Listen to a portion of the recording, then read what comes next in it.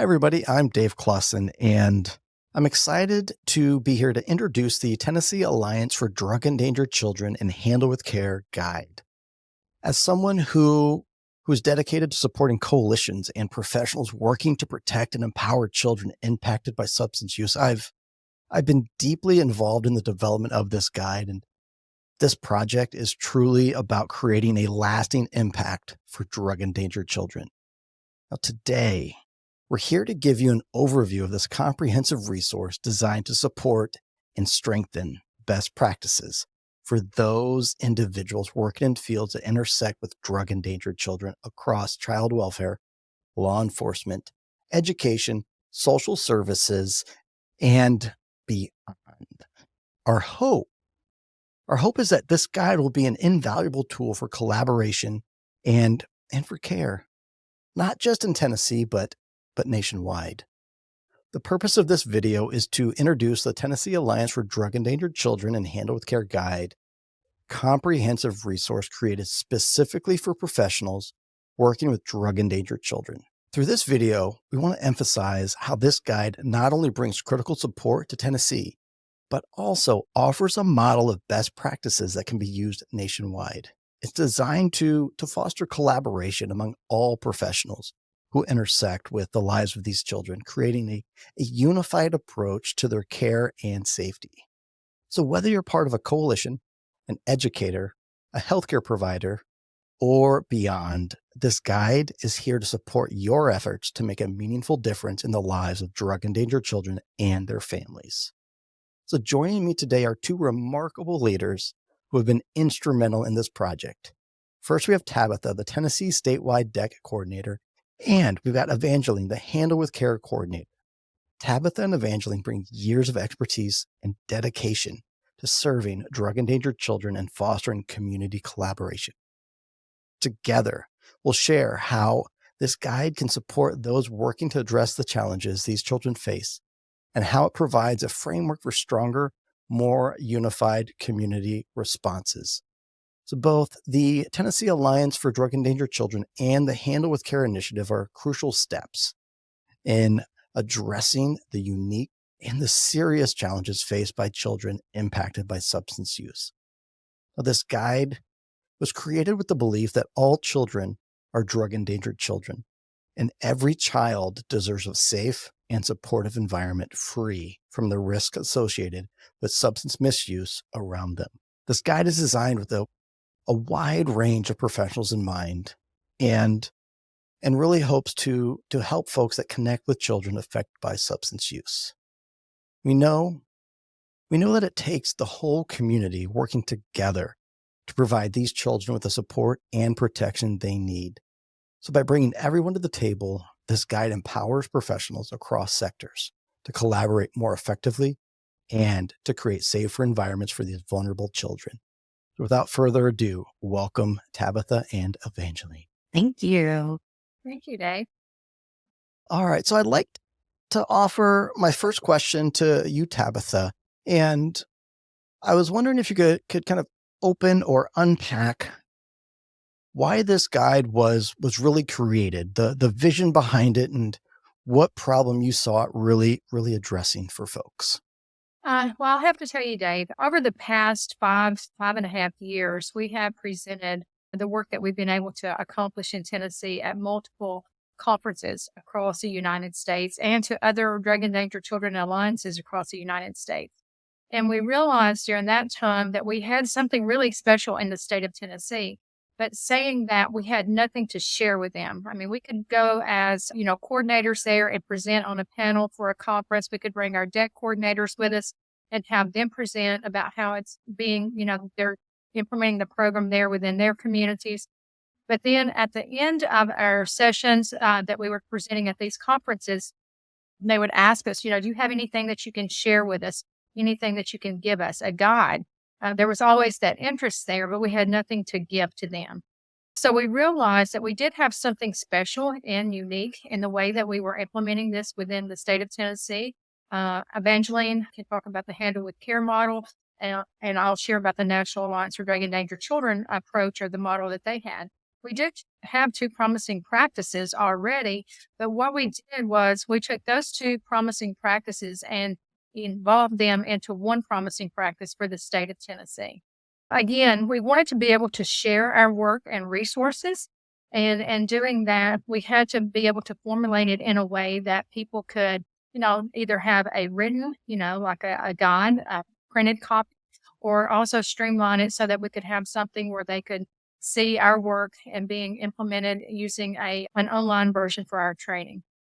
Wonderful. And I know you chatted for hours on the backstory and the need for this guide. And it's always so inspiring to hear sort of that story you shared behind it. And so I wanna ask Evangeline, could you share with us, how you see Handle with Care fitting into this guide and maybe why it's a critical component in supporting drug endangered children?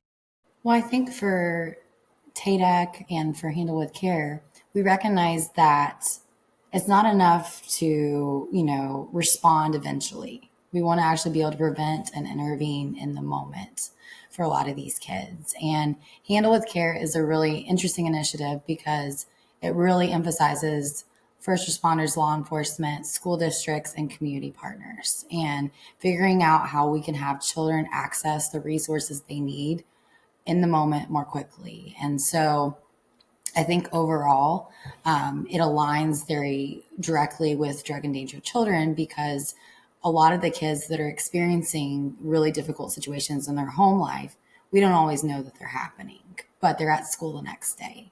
And so how can we ensure they're getting what they need the next day? And then over time, maybe that is getting resources through a local coalition or through their entire family. And so I think, we appreciate the way that Handle with Care can be an early alert system, but then coming alongside with the coalition that's already has those partnerships in play. They already have the cross-sector collaboration. And so they're able to bring the community together and then also sustain long-term resources and services. Yes, indeed. Bringing everybody together and really, I love how you said that resources right there in the moment. That is just ever so powerful. Tabitha, what are some of the key features of the guide that our readers should be excited about, look forward to seeing? Well, because it's a multidiscipline model or approach that we're using, Dave, and Evangeline alluded to the coalitions, we embedded our programs within existing coalitions, prevention, anti-drug enhancement coalitions across the state of Tennessee. And so in doing that, the people that are, getting to have the use of this guide would not only be a coalition, a coalition director or a coalition coordinator for their state or their community, but it would also be able to utilize for their sectors that are sitting at the table with them, how they can all comprehensively come together to implement a program like this. Our goal and intent is not to recreate work for people, but to streamline the work for them, to say, hey, you've already got these people at your table. Let's just connect those resources and those dots to make it, more useful. Again, by having it embedded within these coalitions and then being already familiar with the strategic prevention framework, again, those sectors, those disciplines are already at the table. One of the things that I think they'll be able to take away from this guide, again, is the case studies that you have been able to put together for us. I think that is imperative in seeing that, not only do we talk about this, but we have deck coordinators, we have coalition directors who are sharing their work. Yeah, whether it's through video or whether it's through their recordings or through, quotes that they've said about the work that they're doing. But it also has the tools and templates in there. Is our coalition ready to develop this program? Or do we have the people at the table? Do we have law enforcement? Do we have Department of Children's Services? So you have those checklists there within the guide and in the online training as well. You have those checklists there available for them, but you also have the evaluation of it as well, the checklist showing, okay, so this is where we are. Do we move forward? Do we have the capacity to make this happen in our community? Or do we need to back up and punt and say, hey, what else do we need? It's almost impossible to implement the Handle with Care program if you don't have law enforcement at the table. It's not going to work. It's not going to work if you don't have the education sector or discipline at the table. Those are two key components. So, in having this guide, whether it's for the DEC program or for the Handle with Care, you don't have to have a coalition to have the Handle with Care program. In our belief, if we have a DEC program, we do need the Handle with Care program along with it to be most effective in our community. So again, having those pieces, having those templates there, and the step-by-step instructions. It's detailed guidance on how to integrate the DEC and the Handle with Care programs within their organizations and their communities. Step-by-step instructions, actionable, tangible worksheets and guides to really be able to not just read and learn, but put that knowledge into action. Yes. See, it can be very effective. What a tool. What a tool. All right. Now, kind of continuing down that sort of resources specific and tools and guides. I'm curious, Evangeline, how does Handle with Care enhance the guide, and what are those specific resources that are available to folks? Well, I think across the nation, there's a lot of people implementing Handle with Care, but everyone's doing it a different way, which I think in some cases is wonderful, but also for a lot of people when they don't know where to start. We have a really solid foundation in terms of our process. So there's training resources that highlight, what content we give. We have a video on there where they can access that in terms of being able to utilize that for their law enforcement or their school districts. We, talk and demonstrate our Handle with Care notification system, which has probably been the biggest tools that we've been able to utilize because it allows people to have a free resource that they don't have to reinvent the wheel and come up with a system. And so we have increased our notifications because we have a statewide system. And so it highlights that as well as trauma-informed practices. So, what resources we give directly out to the educators and also ways that we kind of embed those resources just in the process. And so there's some worksheets along that way. And then also just talking about collaborative planning, like how do we actually make this happen? Because I think sometimes there is still a national model that kind of broadly articulates how to get it started. But we talk about what specifically worked for us, what made it easiest to implement it. We have 95 counties in the state of Tennessee. And so it's no small feat to try to get it every place. And unfortunately, we don't have, drug endangered children coordinators in every community who are able to create and already have that existing cross-sector collaboration. So we really needed to make it simple and efficient for a lot of, so it could be anyone in the community that could start it up. And so I think hopefully there's at least a taste of the resources that we have and support that we can offer. Yes. And folks, there is a whole suite of resources, and also not just with the Handle with Care, but how Tabatha referenced the case studies. Like when you start using these tools, you're not just using tools, you have access to a statewide network of other individuals doing the same work that are there, eager, willing, and happy to help you succeed and share their lessons learned, their resources as well. Y'all have a community across the state. And that's powerful because together is absolutely better. Kind of touched on a little bit earlier, Tabatha, but could you sort of paint the picture of how you envision coalitions and professionals really using this guide in their day-to-day work?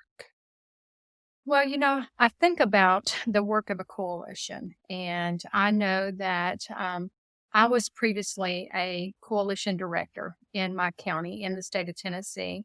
And then I assisted some other coalitions across the state of Tennessee in the development of their coalitions. I mentored them. So I had a connection as we were building the Tennessee Alliance for Drug Endangered Children, and a vision that it should be placed within those coalitions because of the disciplines, and the sectors. And it just fits. It's the same thing. So, having that strategic prevention framework model and going in and talking with people about capacity. One of the things as a coalition mentor and a coalition director that I think it was the big light bulb that went off for me was when I understood that sustainability was about capacity. And you talk about that when you talk about collaboration and the cross-sector collaboration and so forth. But In my vision is for the guide to help coalitions build that capacity in their community. Again, you can have, multiple grants, and I've done that in the past, layering of grants, and you have your organization, whether you're a nonprofit or have a physical agent, and you have all of these grants. And if you have all that money, but you haven't built the capacity, your sustainability is your capacity within your community or statewide. And I'll have to share that I feel like one of the best things that we've ever done in the state of Tennessee, back in April, we had a Tennessee Alliance Drug Endangered Children Handled with Care statewide convening or our conference. But one of the things that we brought to that conference was we talked about statewide collaboration. I know my team, they really thought I was crazy. But I said, one of the things that I would like to do is on every table at the conference, I wanted a big ball of red yarn. And they were like, okay, so what are we going to do with this? And so we put a big ball of red yarn on the table. And I said, so everybody at the table stand up and they, these typically are people you're familiar with. You sit with at the table at the conference. So I said, so what I want you to do is I want you to take that ball of yarn and pass it around the table. Each person has, takes a piece of it and holds on to the big ball. So you're all connected at your table. So that's typically what local collaboration looks like. So yeah, everybody got that. And then I said, now, you got we got like 60 tables in this conference area. And I said, now I want everybody to take a step back and touch elbows with the people behind you or beside you. Well, they did that. So then we had a red sea of red yarn across the conference room. What that represented was statewide collaboration. And that is important in the work that you're doing. You can have local level collaboration. Then when you are able to provide state level collaboration, it takes it to a different level. And we have seen that over and over again across the state of Tennessee. From that Tennessee Alliance for Drug Endangered Children Handled with Care convening, we were able to bring in our state partners, whether it was like the Tennessee Department of Mental Health and Substance Abuse Services, who fund our coalitions, all 48 of them across the state of Tennessee. Or we were able to have like our Tennessee Commission on Children and Youth, Tennessee Department of Children's Services, Tennessee Sheriff's Association, just multiple agencies there that represented the state of Tennessee. But a lot of the things that was a takeaway from that was it showed what these partners had and are willing to offer to each other state agency. So we were all educated on that while we were there. But then the participants had the opportunity to see what the other state agencies had to offer and were able to bring their partners locally to the state level to see, okay, how can we build at our local capacity by utilizing what they have there? What beautiful wisdom and powerful a powerful experience and powerful story with that ball of red yarn, and would have loved to have been there. Would have loved to have been there. There is a few pictures though in the video Right. that folks can see as they go through the online training that goes with the guide. So I'm curious, Evangeline, what are some lessons that you've learned from some of the past Handle with Care implementations that might inspire some folks to really get their hands on this guide? Handle with Care, I think, can only be successful if we are doing it in a way where we're really listening to the feedback from our first responder partners. Because without them submitting a notification, the program doesn't work. And so we can have all the trauma-informed practices and everything we want, but if there's no notifications, we're not going to have that opportunity. And so I think a few of the things that we've really learned, one, how to make training as accessible as possible, and also how to make it as brief as possible. What do people actually need to know? What's the most important thing? And then also in our notification system, how do we make it so it's very streamlined, easy to use, easy to adapt, and it's also something that can be transferred to other areas? And so through that, I think we've had a lot of success. And even in our counties where maybe we haven't received much notification, sometimes some of our most impactful stories come from there. We had a situation in the past couple of years where there was a child who's at risk for truancy court, and there was someone who was advocating on their behalf who received notification. And, this child had been absent repeatedly, but they didn't have any context or awareness that there was something going on at home. They happened to get a handle with care notice right before they were scheduled to go to truancy court. And because of that, that individual in the pool system was able to advocate, find out a little bit more information, and realize that there had been a pattern of very serious incidents happening in this child's life. It often coincided with the accident. And so I think, you know, sometimes for our first responders, what they don't realize, even just one notification can make a dramatic change in that children's life. And sometimes it's in the school environment in terms of the resources they're receiving. And sometimes it's through our judicial system. It really kind of depends. And so I think handle with care, I always tell, especially when we're working with cadets or people who are new to law enforcement, that they really can be the catalyst for ensuring children receive the wraparound service.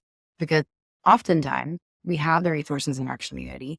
They look different in every community in the state of Tennessee. Some of our counties have a behavioral health specialist who specifically in a school system who's able to go and provide that intervention.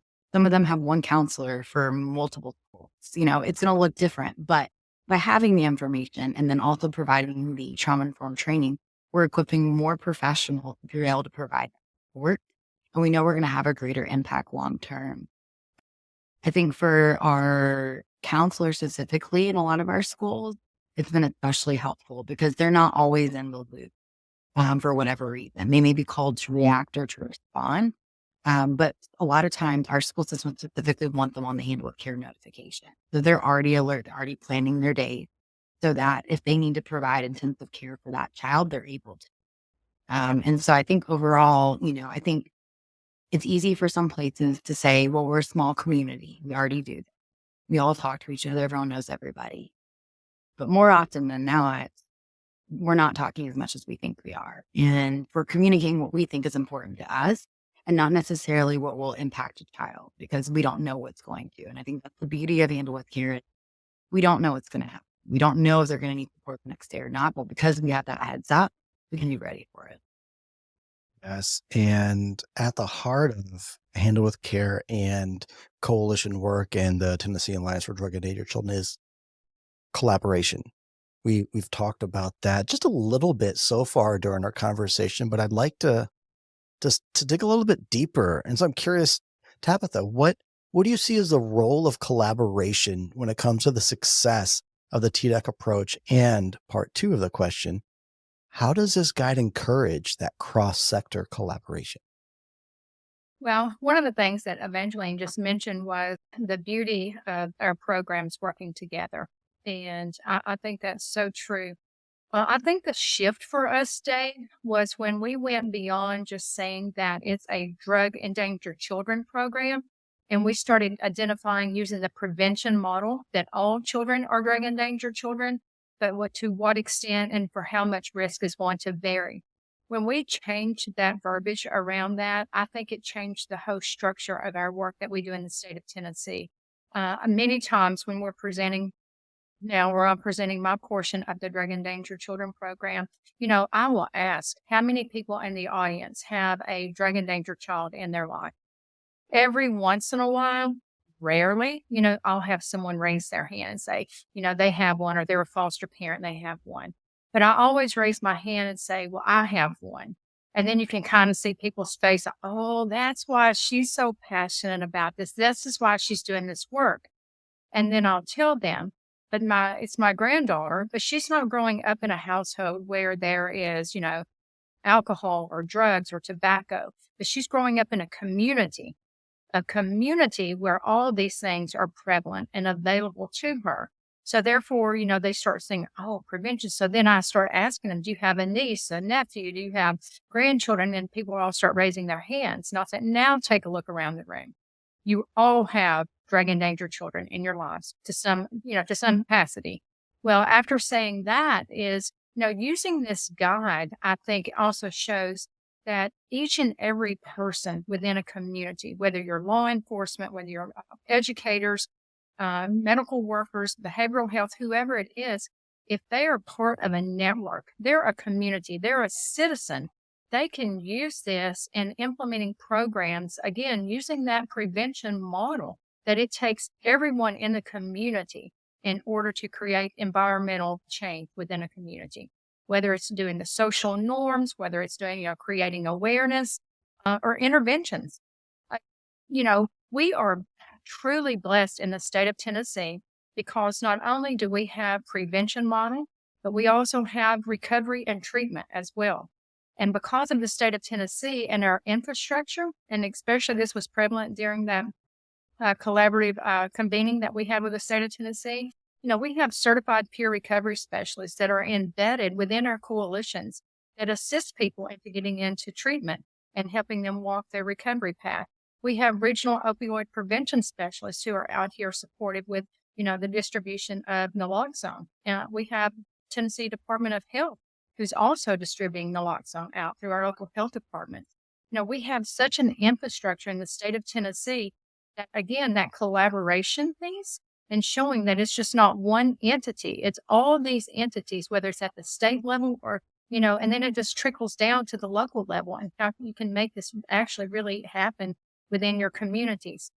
The other thing with it, I think that turned the tide for us in the state of Tennessee, again, using that prevention model was, again, you can have a great program. And I truly feel like we have a great program. But when you go out in the community saying, oh, we're hosting a camp for drug endangered children, or this is our drug endangered children coordinator, well, that's a stigma. And it took one of our drug endangered children coordinators who's in recovery to tell me this is not going to work. People, even if you are, have substance use disorder, if you have an addiction problem, you don't want your child identified and singled out. And then, it's, oh, okay, you're exactly right. So, changing that mindset to all children are drug endangered children and bringing that back around. Again, I think it changed at the local level how we were working. We're getting more success because now it's using that prevention model and having that ongoing communication and sharing of information. But not only that, sharing those resources there in the community. Yes, we are reaching those children. If there's a handle with care notification, it could be on any child. It might not have been on a drug-related arrest or a bust or an overdose. It could have been, an environmental situation. It could have been on a healthcare situation. We have so many children being raised, by grandparents. It could have been, a grandfather or grandmother had a heart attack. Trauma, and I know Evangeline will touch on this as well, impacts children at multiple levels. And so we don't know how it's going to impact any given child. So having that dynamic there, okay, every child gets a handle with care notification sent in if a first responder or law enforcement goes on scene. Again, reducing that stigma. Again, having those networks working together, education, law enforcement, the prevention aspect of it, mental health professionals, having all of those people working together and building trust within those organizations. Trust is the bedrock, the foundation of any relationship and any collaboration. And I like how you articulated the power of simple language change and how that can help foster trust and break down stigma. Language alone is oh so powerful. Because one of the barriers was that in the implementation of our program, and I want to be transparent here. One of the barriers was getting those kids, having programs and interventions and prevention program for them because, again, no parent wants their child being identified in that way. And you know what? Hindsight's 2020. I don't blame them. I wouldn't either. And so with that being said, changing that vocabulary around it and building the trust that, it's an intervention program, it's prevention program. And again, having that change in that vocabulary made a big difference. I could see the ripples from that as I got to meet all of your folks from across the state, the entire group. Amazing individuals, by the way. Now, I want to continue down this line of collaboration, and I'm curious, Evangeline, what do you see as, how Handle with Care helps strengthen collaborative efforts and really ensuring that comprehensive support for drug endangered children? Well, I don't know what it's like in other states, but in the state of Tennessee, there's very few systems that are statewide. And there's very few systems that a law enforcement agency and a school district have access to. And so oftentimes what you find is that the information is not in real time. So we may find out the situation happened 3 days later because of this and that, but there's already been a lot that's happened in that time frame. That child may have already gotten removed from the classroom for whatever reason. They may not have access to the resources for a period of time when they really needed them. And so I think it's a quicker response. And the people who have access to it, just by the nature of them having access to it, facilitate collaboration because you're not having to communicate to multiple people through different means. They're all getting it at the same time. So like on the school system, you may get an SRO, a counselor, a social worker, and an admin are all getting the same communication. So they're all able to then provide their appropriate professional response. I also think that, you know, for each kid, there's going to be the aftermath of that immediate response that's going to be needed. But for a lot of our individuals in the school system who will have handle with care, they don't keep it in a kid's permanent file, but they remember. They remember something happened last year. And so if it comes 6 months down the road and they start noticing things, maybe it didn't show up initially, they still have that in their mind. And so whether it's, the immediate crisis response or it's long-term intervention, it's kind of a common thread that doesn't stigmatize the kids, but it says, hey, we need to be a little more curious about the situation. We need to look at the context. And I think ultimately in our communities, everyone wants to protect them. We want to advocate. But sometimes figuring out who's responsible for which part of the response is difficult as well. And I think this also streamlines this. It kind of articulates what it looks like to, on scene, there's obviously a crisis response. There's a way that those law enforcement or first responder partners are responding to that kid, getting them to a certain level of safety. For the next day at school, what supports are they equipped to provide? And I think even in just the conversations that are happening around Handle with Care, people are understanding more clearly what people's roles are. Because I think one of the biggest issues we have probably with child welfare overall is no one knows what anyone's doing, or they misunderstand why someone's doing the things the way they are. And so we can develop a greater shared language and process. We have a better chance of the kids not falling through the crowd. And if I'm on the other end listening, watching this video, I'm ready to know what's next. I'm on board. I want to go get this guide and start collaborating, start implementing Handle with Care. And so, Tabitha, what are the next steps for professionals and coalitions, community members that are interested in getting their hands on and using the guide? What is it for someone wanting to use this guide? Use it as a guide. Use it as a tool. We are going to be providing it on our website with a TBI, with our TBI Learns website. Anyone can access that. We have our PDFs that we have put together. We can also have that on our website so people can go in and download that. We're going to be partnering with the National Alliance for Drug Endangered Children, for them to roll it out as much as they want. Any coalition that's interested in developing this, I'd be more than happy to share with them.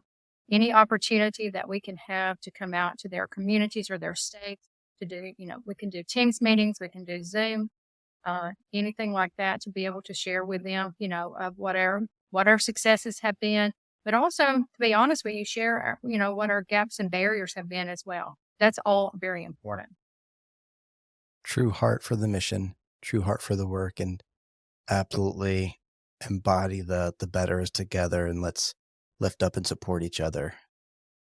Absolutely. All right. All right. Well, now, how do folks get involved with Handle with Care? How can they get this started in their communities, and what can they do to support drug endangered children in their communities?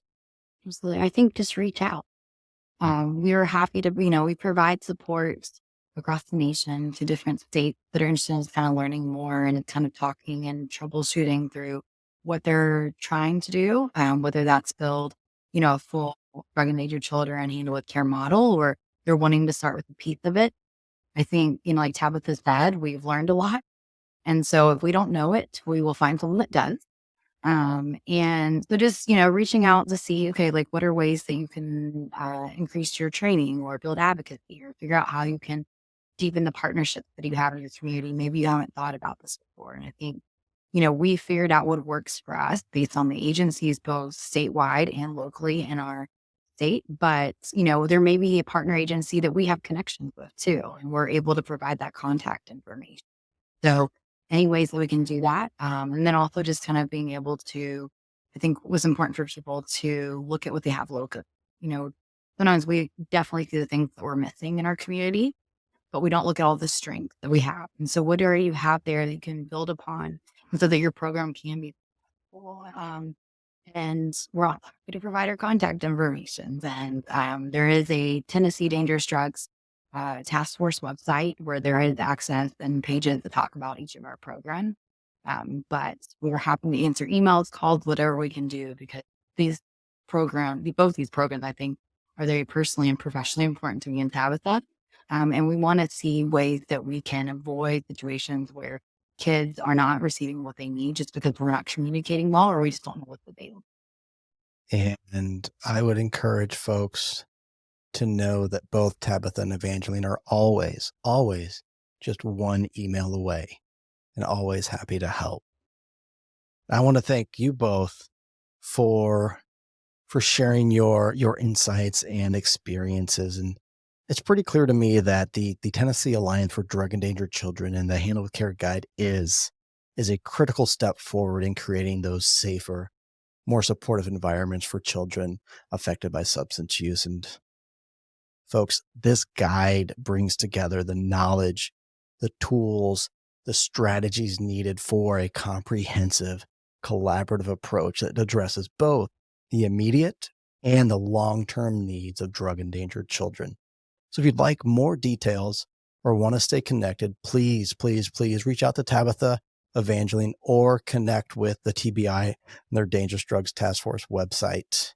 Together, we can make a difference for every child who deserves a chance at a safe and healthy future. Thank you all for watching, and a huge thank you to Tabatha and Evangeline for your tireless work and for joining me today for this conversation. Thank you both.